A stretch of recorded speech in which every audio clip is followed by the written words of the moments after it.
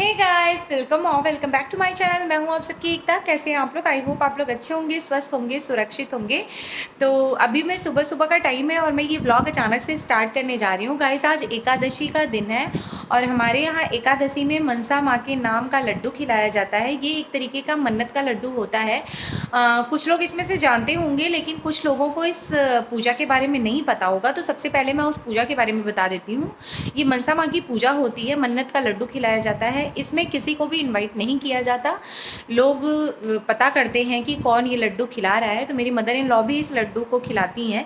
खोए का लड्डू प्रॉपर बनता है और एक पूरा लड्डू खाना पड़ता है। जो भी मन्नत आपके मन में होती है वो मन्नत लेके, मतलब वो लड्डू हाथ में लेके वो मन्नत अपने मन में रख के मांग के माता रानी से वो लड्डू खाया जाता है। मतलब इस पूजा के बारे में मानना है सबका कि आप जो भी मन्नत मांगते हो वो 1-2 साल के अंदर ज़रूर पूरी होती है। तो इस बार मैं भी वो लड्डू खाने वाली हूँ और मेरी भी मन्नतें हैं। तो सारे लोग, मेरी बुआ लोग आई हैं, मेरी मनु दीदी वापस से आई हैं। जो लोग मेरा शुरू से व्लॉग देख रहे होंगे उनको पता होगा मनु दी कौन है। और लास्ट तक बने रहिएगा ब्लॉग में, तब आप लोगों को पता चलेगी कि ये पूजा कैसी होती है। और अगर आप लोगों को ये वीडियो अच्छा लगेगा तो please like and share and subscribe my channel, ताकि मैं ऐसे ही अपने छोटी छोटी जो हमारे यहाँ के कल्चर होते हैं, रिचुअल्स होते हैं, जो भी हैं वो जो हम फॉलो करते हैं वो आप लोगों के साथ ऐसे ही आप लोगों के साथ शेयर करते रहें। आप लोगों को भी इन सब सारी चीज़ों के बारे में पता चलता रहे। तो चलिए, थोड़ी देर बाद में आप लोगों से रेडी होके मिलती हूँ।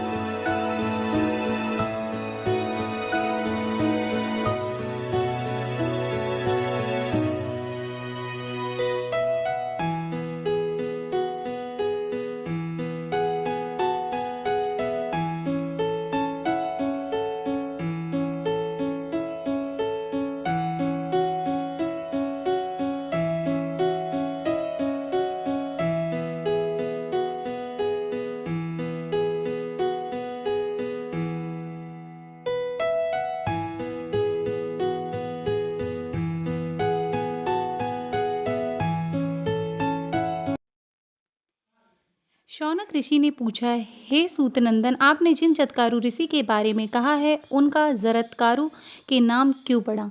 उनके नाम का अर्थ क्या है और उनसे आस्तिक का नाम कैसे हुआ? जरा शब्द का अर्थ है क्षय, कारु शब्द का अर्थ है दारुण। तात्पर्य ये है कि उनका शरीर पहले बड़ा दारुण अर्थात हट्टा कट्टा था। पीछे उन्होंने तपस्या करके उसे छीड़ बना लिया। इसी से उनका नाम जरत्कारु पड़ा। वासुकी नाग की बहन भी पहले वैसी ही थी। उसने भी अपने शरीर को तपस्या के द्वारा छीड़ कर लिया था, इसलिए वह भी जरत्कारु कहलाई। जब राजा परीक्षित का राज्यकाल था तब जरत्कारु ऋषि बहुत दिनों तक ब्रह्मचर्य धारण करके तपस्या में संलग्न रहे। वे जब तप और स्वाध्याय में लगे रहते अथवा निर्भय होकर स्वच्छंद रूप से पृथ्वी पर घूमते थे। मुनीश्वर का नियम था कि जहाँ संध्या हो जाती वहीं ठहर जाते। वे पवित्र तीर्थों में जाकर स्नान करते। ऐसे कठोर नियमों का पालन करते जिनका पालन सामान्य व्यक्ति के लिए असंभव थी। वे केवल वायु पीकर निराहार रहते। इस प्रकार उनका शरीर तृणवत सूख गया था। एक दिन यात्रा करते समय उन्होंने देखा कि कुछ पीतर नीचे की ओर मुंह किए हुए गड्ढे में लटक रहे हैं। वे एक खस का तिनका पकड़े हुए हैं और वहीं केवल बच भी रहा था। उस तिनके की जड़ को धीरे धीरे एक चूहा कुतर रहा था। पितृगण निराहार थे, दुबले और दुखी थे। जरत्कारु ने उनके पास पूछा, आप लोग जिस खस के तिनके का सहारा लेकर लटक रहे हैं उसे एक चूहा कुतरता जा रहा है। आप लोग कौन हैं? जब इस खस की जड़ कट जाएगी तब आप लोग नीचे की ओर मुँह किए हुए गड्ढे में गिर जाओगे। आप लोग को इस अवस्था में देखकर मुझे बड़ा दुख हो रहा है। मैं आपकी क्या सेवा करूं? आप लोग मेरी तपस्या के चौथे, तीसरे अथवा आधे भाग से इस विपत्ति से बचाए जा सके तो बतलाएं। और तो क्या, मैं अपनी सारी तपस्या का फल देकर भी आप लोगों को बचाना चाहता हूँ। आप आज्ञा कीजिए। पितरों ने कहा, आप बूढ़े ब्रह्मचारी हैं, हमारी रक्षा करना चाहते हैं, परंतु हमारी विपत्ति तपस्या के फल से नहीं टल सकती। तपस्या का फल तो हमारे पास भी है, परंतु वंश परंपरा के नाश के कारण हम घोर नरक में गिर रहे हैं। आप वृद्ध होकर करुणावश हमारे लिए चिंतित हो रहे हैं, इसलिए हमारी बात सुनिए। हम लोग यायावर नाम के ऋषि हैं। वंश परंपरा छीड़ हो जाने से हम पुण्य लोकों से नीचे गिर रहे हैं। हमारे वंश में अब केवल एक ही व्यक्ति रह गया है, वह भी नहीं के बराबर है। हमारे अभाग्य से वह तपस्वी हो गया है। उसका नाम जरत्कारु है। वह वेदांकों का विद्वान तो है ही, संयमी, उदार और व्रतशील भी है। उसने तपस्या के लोभ में हमें संकट में डाल दिया। उसके कोई भाई बंधु अथवा पत्नी पुत्र नहीं है, इसी से हम लोग बेहोश होकर अनाथ की तरह गड्ढे में लटक रहे हैं। यदि वह आपको कहीं मिले तो उससे इस प्रकार कहना, जरत्कारु, तुम्हारे पितर नीचे मुंह करके गड्ढे में लटक रहे हैं, तुम विवाह करके संतान उत्पन्न करो। अब हमारे वंश के तुम ही एक आश्रय हो। ब्रह्मा जी, यह तो आप खस की जड़ देख रहे हैं, यही हमारे वंश का सहारा है। हमारी वंश परंपरा के जो लोग नष्ट हो चुके हैं, वही इसकी कटी हुई जड़ें हैं। यह अधकटी जड़ ही जरत्कारु है। जड़ कुतरने वाला चूहा महाबली काल है। यह एक दिन जरत्कारु को भी नष्ट कर देगा, तब हम लोग और भी विपत्ति में पड़ जाएंगे। आप जो कुछ देख रहे हैं वह सब जरत्कारु से कहिएगा। कृपा करके यह बतलाइए कि आप कौन हैं और हमारे बंधु की तरह हमारे लिए क्यों शोक कर रहे हैं। पितरों की बात सुनकर जरत्कारु को बड़ा शोक हुआ, उनका गला रुध गया। उन्होंने गदगद वाणी में अपने पितरों से कहा, आप लोग मेरे ही पिता और पितामह हैं। मैं आप लोगों का अपराधी पुत्र जरत्कारु हूँ। आप लोग मुझे अपराधी को दंड दीजिए और मेरे करने योग्य काम बतलाइए। पितरों ने कहा, बेटा, बड़े सौभाग्य की बात है कि तुम संयोग बस यहाँ आ गए। भला बतलाओ तो तुमने अब तक विवाह क्यों नहीं किया? जरत्कारु ने कहा, पितृगण, मेरे हृदय में बात घूमती रहती थी कि मैं अखंड ब्रह्मचर्य का पालन करके स्वर्ग प्राप्त करूं। मैंने अपने मन में यह दृढ़ संकल्प कर लिया था कि मैं कभी विवाह नहीं करूंगा, परंतु अब आप लोगों को उल्टे लटके देखकर मैंने अपना ब्रह्मचर्य का निश्चय पलट दिया है। अब मैं आप लोगों के लिए निसंदेह विवाह करूंगा। यदि मुझे मेरे नाम की ही कन्या मिल जाएगी और वह भी भिक्षा की तरह, तो मैं उसे पत्नी के रूप में स्वीकार कर लूँगा, परंतु इसके भरण पोषण का भार नहीं उठाऊँगा। ऐसी सुविधा मिलने पर ही विवाह करूँगा, अथवा नहीं। आप लोग चिंता मत कीजिए, आपके कल्याण के लिए मुझसे पुत्र होगा और आप परलोक में सुख से रह सकेंगे। जरत्कारु और पितरों से इस प्रकार कहकर पृथ्वी पर विचरने लगे, परंतु एक तो उन्हें बूढ़ा समझकर कोई उनसे अपनी कन्या ब्याहना नहीं चाहता था।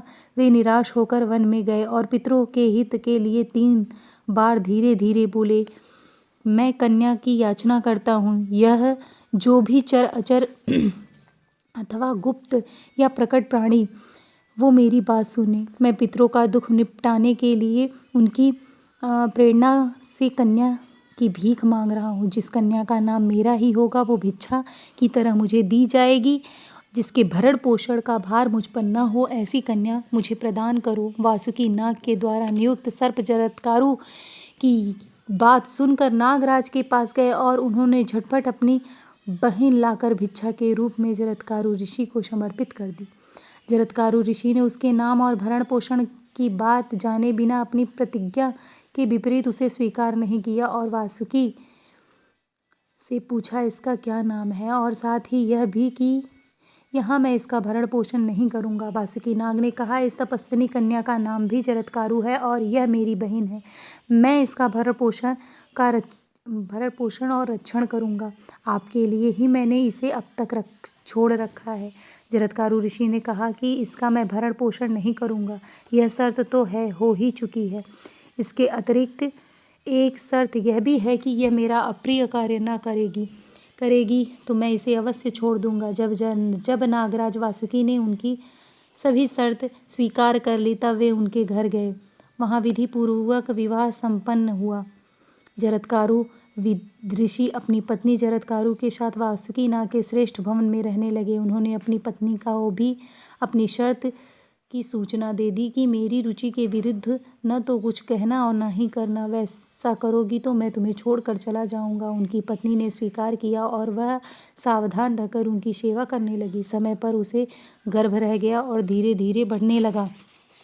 एक दिन की बात है कि जरत्कारु ऋषि कुछ खिन्न से होकर अपनी पत्नी की गोद में सिर रखकर सोए हुए थे।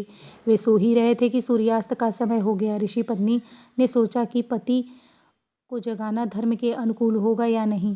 ये बड़े कष्ट उठाकर धर्म का पालन करते हैं, कहीं जगाने या न जगाने से मैं अपराधिनी तो नहीं हो जाऊंगी। जगाने पर इनके कोप का भय है और न जगाने पर धर्म का लोप है। अंत में वह यह इस निश्चय पर पहुंची कि वे चाहे कोप करें परंतु इन्हें धर्म का लोप से बचना चाहिए। ऋषि पत्नी ने बड़ी मधुर बाणी से अब कहा, महाभाग उठिए, सूर्यास्त हो रहा है, आचमन करके संध्या कीजिए। यह अग्निहोत्र का समय है। पश्चिम दिशा लाल हो रही है। ऋषि जरत्कारु जगे। क्रोध के मारे उनका होठ कांपने लगा। उन्होंने कहा, सर्पिणी, तूने मेरा अपमान किया है। अब मैं तेरे पास नहीं रहूंगा। जहाँ से आया हूँ वहीं चला जाऊंगा। मेरे सोते रहने पर सूर्य अस्त हो ही नहीं सकते थे। अपमान के स्थान पर रहना अच्छा नहीं लगता।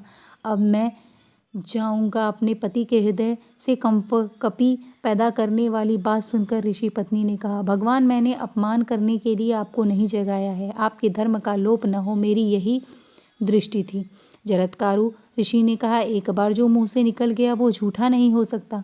मेरे तुम्हारे बीच इस प्रकार की शर्त तो पहले ही हो चुकी थी। तुम मेरे जाने के बाद अपने भाई से कहना कि वे चले गए। यह भी कहना कि मैं यहाँ बड़े सुख से रहा। मेरे जाने के बाद तुम किसी प्रकार की चिंता मत करना। ऋषि पत्नी शोकग्रस्त हो गई। उसका मुंह सूख गया, वाणी गदगद हो गई, आंखों में आंसू भर आए। उसने कांपते हृदय से धीरज धरकर हाथ जोड़कर कहा, धर्मयज्ञ, मुझ निरपराध को मत छोड़िए। मैं धर्म पर अटल रहकर आपके प्रिय और हित में संलग्न रहूंगी। मेरे भाई ने एक प्रयोजन लेकर आपके साथ मेरा विवाह किया था। अभी वह पूरा नहीं हुआ। हमारे जाति भाई कद्रु माता के शाप से ग्रस्त हैं। आपसे एक संतान होने की आवश्यकता है। उसी से हमारी जाति का कल्याण होगा। आपका और मेरा संयोग निष्फल नहीं होना चाहिए। अभी मेरे गर्भ से संतान भी तो नहीं हुई है। फिर आप मुझे निरपराध अबला को छोड़कर क्यों जाना चाहते हैं? पत्नी की बात सुनकर ऋषि ने कहा, तुम्हारे पेट में अग्नि के समान तेजस्वी गर्भ है। वह बहुत बड़ा विद्वान और धर्मात्मा ऋषि होगा। यह कहकर जरत्कारु ऋषि चले गए। पति के जाते ही ऋषि पत्नी अपने भाई वासुकी के पास गई। उनके जाने का समाचार सुनाया। यह अप्रिय घटना को सुनकर वासुकी को बड़ा कष्ट हुआ।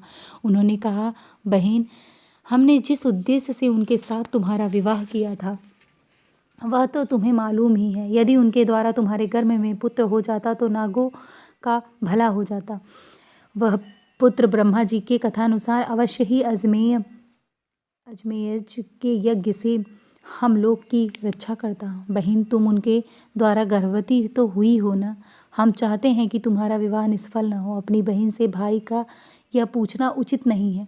फिर भी प्रयोजन के गौरव को देखते हुए मैंने यह प्रश्न किया है।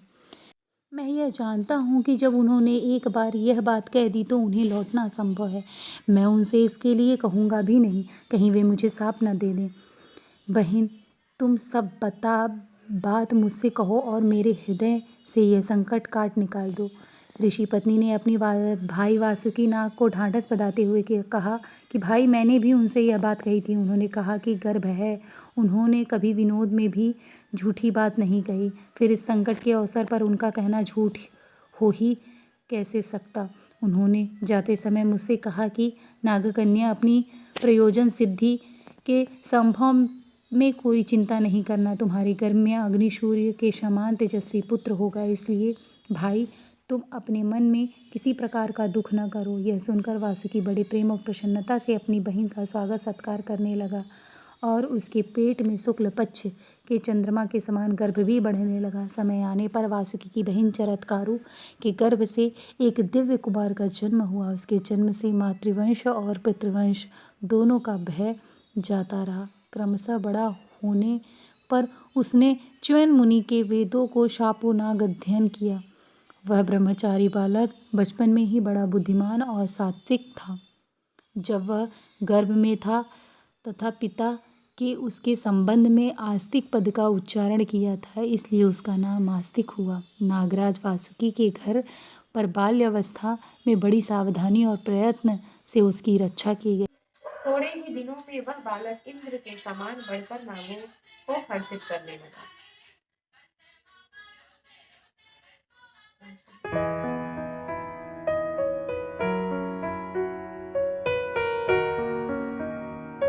जय मनसा माता मैया, जय मनसा माता, जो नर तुमको ध्याता, जो नर तुमको ध्याता, मन वांछित फल पाता। जय मनसा माता, जरत काल की पत्नी तुम वासुकी भागिनी, मैया तुम वासुकी भागिनी। कश्यप की तुम कन्या, कश्यप की तुम कन्या, आस्तिक की माता। जय मनसा माता, सुन नर मुनि जनि गण ध्यावत, सेवत नर नारी, मैया सेवत नर नारी। गर्भ धन्वन्तरि नाशिनी, हंस वाहिनी देवी, मैया जय मनसा माता। जय नागेश्वरी माता, जय मनसा माता, मैया जय मनसा माता। पर्वत वासिनी हो तुम, संकट की दाता, ओम जय मनसा माता। अजय धनाद्री मैया, अजय धनाद्री मैया, मैया अजय धनाद्री मैया। पुत्र पात्र यादिनी माता, तुम पुत्र पात्र यादिनी माता। जय मनसा माता, मैया जय मनसा माता। मन इच्छा कर दादा, जय मनसा माता, मैया जय मनसा माता। मनसा जी की आरती जो कोई नर गाता, मैया जो कोई नर गाता। मैया जो निस दिन गाता, कहत शिवानंद स्वामी, रटत हरिहर स्वामी, सुख संपत्ति पाता। जय मनसा माता, मैया जय मनसा माता। बोलो मनसा माता की जय।